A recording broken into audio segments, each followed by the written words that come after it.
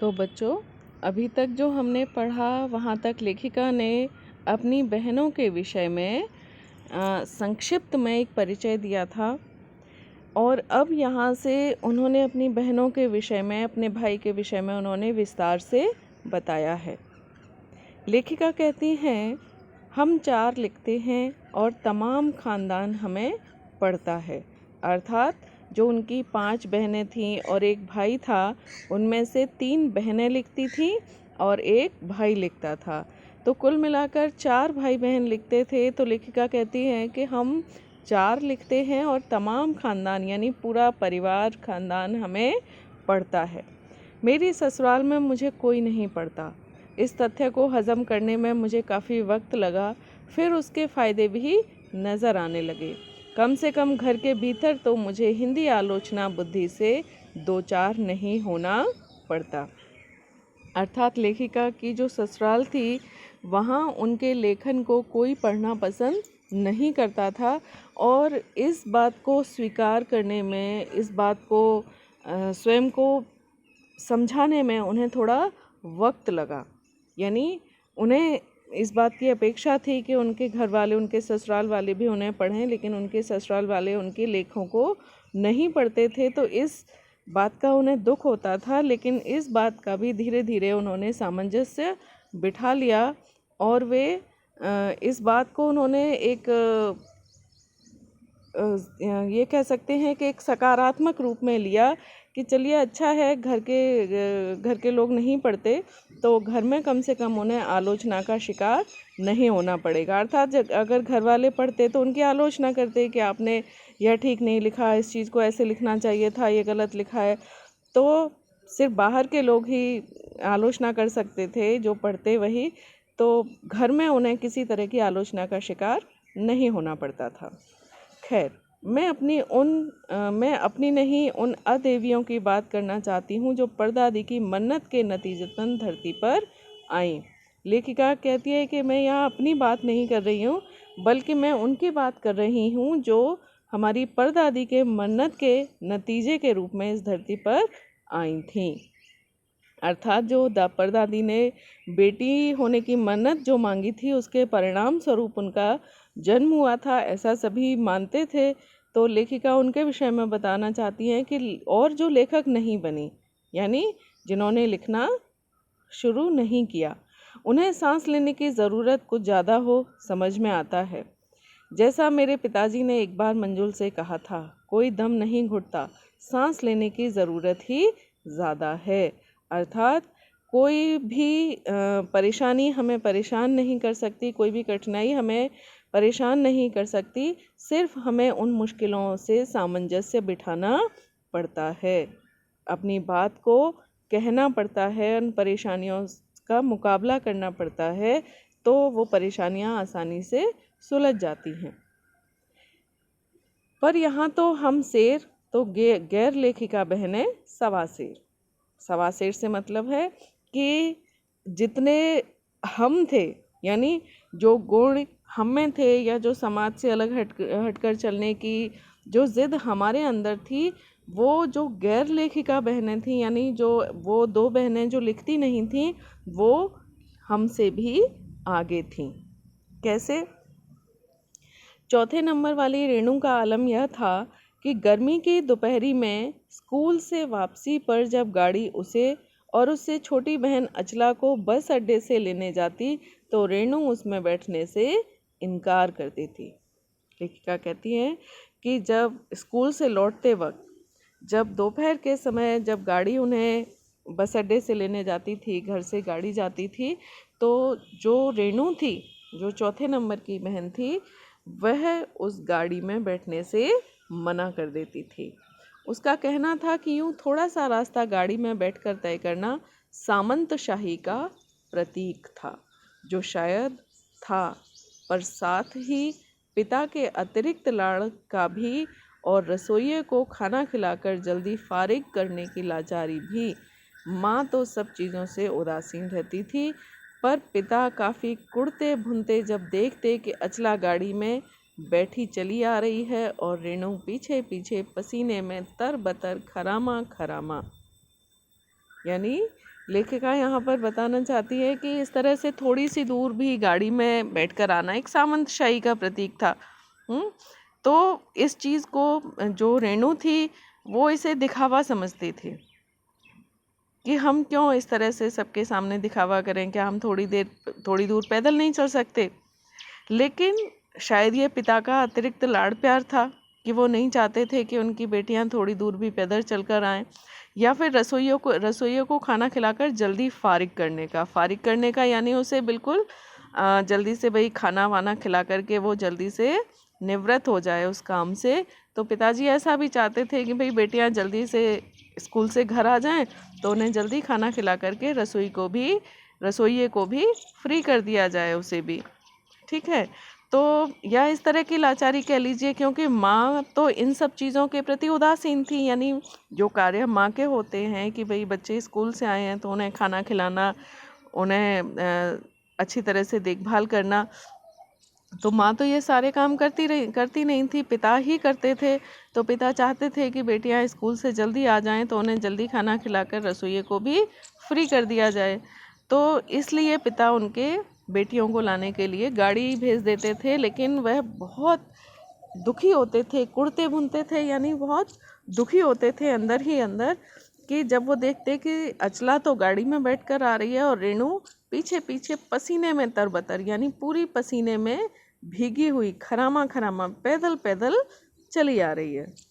बचपन में एक बार चुनौती दिए जाने पर उसने जनरल थिमैया को पत्र लिखकर उनका चित्र मंगवा लिया था। जो रेणु थी वो बहुत ही ज़िद्दी थी, तो उसे किसी ने एक बार चुनौती दी कि क्या तुम जनरल थिमैया का चित्र मंगवा सकती हो, तो उसने उस काम को भी पूरा कर दिया था। जो एक मोटरसाइकिल सवार जवान आकर उसके हाथ में दे गया था। पड़ोस में उसका रुतबा काफ़ी बढ़ गया था। इस बात से उसका पड़ोस में जो प्रभाव था वो काफ़ी बढ़ गया। गाड़ी में बैठने के साथ उसे इम्तिहान देने से भी परहेज़ था। स्कूल तो जैसे तैसे पास कर लिया, पर जब बीए का इम्तिहान देने की बारी आई तो वह अड़ गई। कैसे अड़ गई कि भाई मैं इम्तिहान क्यों दूं? स्कूल तो उसने जैसे तैसे पढ़ लिया, लेकिन जब बीए के इम्तिहान देने की बारी आई तो वह अपनी बात पर अड़ गई कि मुझे समझाओ कि बीए करना क्यों ज़रूरी है, तब मैं इम्तिहान दूंगी। तो जब बीए करने का नंबर आया तो वह अपनी बात पर अड़ गई कि भाई मुझे पहले आप यह समझाइए कि बीए मैं क्यों करूं, क्यों बीए करना ज़रूरी है, तभी मैं इम्तिहान दूंगी। अगर मुझे यकीन आ गया कि हाँ कोई फ़ायदा है, वरना नहीं। उसने साफ मना कर दिया कि आप मुझे समझाइए पहले कि बीए करने का क्या लाभ है। अगर मुझे यकीन आ गया कि हाँ कोई लाभ है, कोई फ़ायदा है, तो मैं बीए करूँगी, वरना नहीं करूँगी। हमने तरह तरह के तर्क दिए। माँ ने कहा पिताजी से पूछो। पिताजी ने कहा नौकरी कर पाओगी, शादी कर पाओगी, लोग इज्जत से देखेंगे, वगैरह वगैरह। जो अक्सर माता पिता तर्क देते हैं कि भाई अच्छे से पढ़ो लिखो तो अच्छी सी नौकरी मिलेगी, अच्छी जगह शादी होगी, लोग भी तुम्हारा सम्मान करेंगे। तो वो सभी तर्क लेखिका के पिता ने भी रेणु को दिए, लेकिन कोई तर्क विश्वसनीय नहीं लगा। रेणु को कोई तर्क ऐसा नहीं लगा जिस पर विश्वास किया जा सके। न खुद उन्हें, आखिर उन्होंने उसी कुतर्क का सहारा लिया जो युगों से माँ बाप के काम आता रहा है।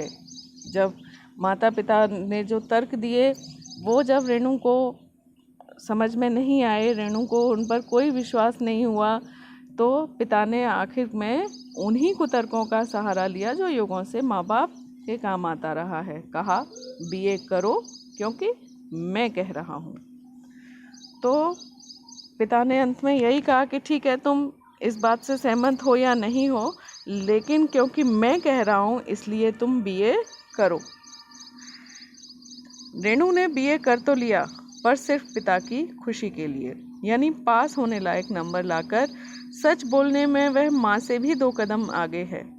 गनीमत यह है कि आधा समय उसके सच सुनकर लोग सोचते हैं कि वह मजाक कर रही होगी, इसलिए बिना मेहनत वह लोगों को हंसाए रख लेती है। आज भी उसे कोई इत्र भेंट करता है तो वह कहती है नहीं चाहिए, मैं तो नहाती हूँ। यानी जो रेणु की बातें थी वो बिल्कुल अलग हटकर थी। वह इतना अधिक सच बोलती थी कि लोग उसकी सच को भी मजाक समझते थे। जैसे अगर कोई उसे इत्र भेंट करता था, परफ्यूम भेंट करता था, तो वह क्या कहती थी कि मुझे नहीं चाहिए, मैं तो नहाती हूँ। तो यह सच था, लेकिन लोग सोचते थे कि जैसे वह मजाक कर रही है। तीसरे नंबर पर चित्रा है। वह कॉलेज पढ़ने तो जाती थी, पर खुद पढ़ने से ज़्यादा दिलचस्पी औरों को पढ़ाने में रखती थी।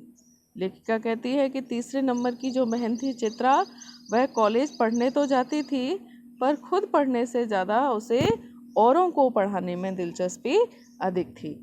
इसलिए इम्तिहान में उसके अंक कम और उसके शागिर्दों के ज़्यादा आते थे। शागिर्द यानी वह दूसरों को पढ़ाने में उसे ज़्यादा दिलचस्पी थी, उसे ज़्यादा अच्छा लगता था, तो खुद चित्रा के नंबर कम आते थे और जिन्हें वह पढ़ाती थी उनके अंक ज़्यादा आते थे। अपने यहाँ सब चलता था। लेखिका कहती है कि इस बात का किसी को कोई फ़र्क नहीं था, क्योंकि अपने यहाँ ये सब चीज़ें बहुत आम थीं। उसकी शादी का वक्त आया तो उसने एक नज़र में लड़का पसंद करके ऐलान कर दिया कि शादी करेगी तो उसी से। मुश्किल ये थी कि हमारे माँ बाप ही नहीं, खुद लड़का भी उसके निर्णय से वाकिफ़ नहीं था। अर्थात जो चित्रा ने निर्णय लिया था कि वह उसी लड़के से शादी करेगी, लड़का उसने पसंद कर लिया, तो सिर्फ माँ बाप ही इस बारे में नहीं जानते थे, बल्कि खुद उस लड़के को भी चित्रा के उस निर्णय का पता नहीं था। पर उसका कहना था कि वह जो सोच लेती है करके रहती है। तो उसकी शादी उसी लड़के से हुई, कोई मुश्किल पेश नहीं आई। आती क्यों? उसने कहा, मैंने पहली मुलाकात में ही उसे बतला दिया था कि मैं जो सोच लेती हूँ होकर रहता है। तो उसने बात आगे खींची ही नहीं, पहली मुलाकात में ही हथियार डाल दिए।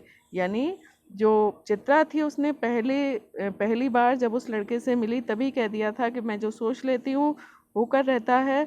तो जब उसने कहा कि मुझे यह लड़का पसंद है, शादी के लिए मैं इसी से शादी करूँगी, तो उस लड़के ने भी उस बात का विरोध नहीं किया, क्योंकि वह जानता था कि वह जो सोच लेती है वह करके रहेगी। हमसे छोटी बहन अचला काफ़ी दिनों तक कुछ कम खिसकी हुई मालूम पड़ती रही। यानी जो ज़िद हम लोगों की थी, लेखिका कहती है कि जिस तरह का व्यक्तित्व तो हमारा था, अचला हमसे थोड़ी अलग थी और हमें लगा कि वह कुछ सामान्य है। पिता का कहा मानकर पहले अर्थशास्त्र किया, फिर पत्रकारिता में दाखिला लिया, ढंग से पढ़ाई की, पास हुई, फिर पिता की पसंद से शादी भी कर ली।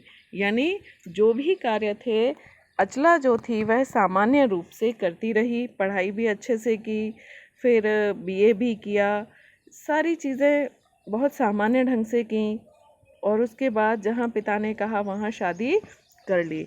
पर उसके आगे लीक पर नहीं चल पाई। घर बार में मन ज़्यादा रुचा नहीं और मंजुल और मेरी तरह उम्र के 30 बरस पार करते ही लिखने का रोग लगा लिया। यानी जो अचला थी उनका जीवन भी परिवर्तित हो गया, वह भी सामान्य रूप से आगे नहीं बढ़ पाई और 30 की उम्र आते आते उन्होंने भी लेखन शुरू कर दिया। एक बात हम में एक सी रही, घर बार को परंपरागत तरीके से हमने भले न चलाया हो, उसे तोड़ा भी नहीं। शादी एक बार की और उसे कायम रखा, चाहे तलाक के कगार पर खड़ी चली हो, पर कगार तोड़ डूबी नहीं। लेखिका कहती हैं कि भले ही हमारी गृहस्थी सामान्य लोगों की तरह नहीं रही, हमने बहुत सामान्य तरीके से भले ही गृहस्थी को ना चलाया हो, लेकिन हमने उसे कभी तोड़ा भी नहीं। जो शादी एक बार की उसे जीवन भर निभाया। भले ही ऐसा लगता रहा हो कि जैसे तलाक हो जाएगा, एक कगार पर किनारे पर खड़ी रही तलाक के किनारे पर, लेकिन कभी तलाक हुआ नहीं, कभी शादी टूटी नहीं। शायद इसलिए कि जैसा मैंने पहले उपन्यास में लिख डाला था, हम सभी विश्वास करती रही होंगी कि मर्द बदलने से कोई प्रयोजन सिद्ध नहीं होता, घर के भीतर रहते हुए भी अपनी मर्जी से जी लो तो काफ़ी है। लेखिका कहती है कि शायद उन्होंने अपने उपन्यास में लिखा था कि कोई फर्क नहीं पड़ता पुरुष बदलने से, सभी पुरुषों की सोच एक जैसी होती है। तो अगर हम घर के अंदर ही अपनी मर्जी से जी लें, अपने जो जैसे हम ज़िंदगी जीना चाहते हैं वैसी ज़िंदगी हम जी लें तो काफ़ी है। अर्थात ज़रूरी नहीं है कि अकेले रहकर ही जीवन जिया जाए या उस शादी को तोड़कर दूसरी शादी की जाए, ऐसा ज़रूरी नहीं है। अगर हम घर में रहकर ही अपनी मर्जी से अपनी ज़िंदगी जी लें तो वही हमारे लिए काफ़ी है।